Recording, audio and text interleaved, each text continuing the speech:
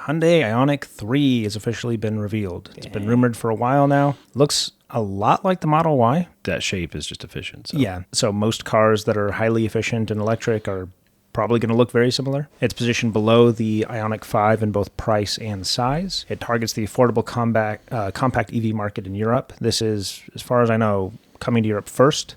They have no plans for it to come to the U.S. Bummer.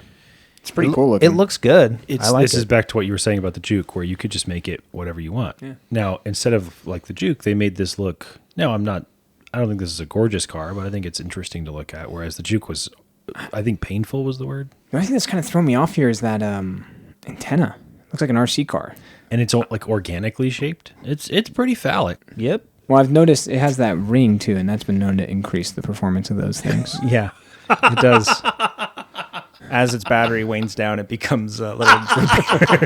You can see on the above the ring, it's bulging. So. I do wonder, are they going to have the same powertrain? Obviously, the batteries will be smaller. It's got two battery options. One is a 42 kilowatt hour. One's a 61. Okay, so the 61 is still small, and the 42 is really small. That's 335 kilometers and 490 kilometers. That's 200 and 300 miles, respectively. Yeah, I would definitely go with the 300-mile one. You have to think, though, it's Europe. For its market, they don't drive 3,000 miles. No.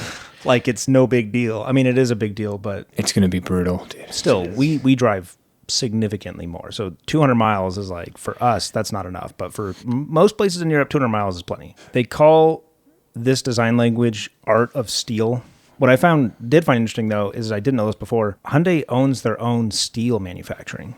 I didn't know that, but I know they own a ton of stuff, so that doesn't surprise me. Well, they have like just a few like super companies. Well, they're not. They're not even companies. They're families. Right. Like, isn't Samsung like the government? Basically. Yeah, Hyundai's one of them. So this prioritizes practicality over performance. We don't have specs on like the 0 to 60, but apparently it is modest, is the word used.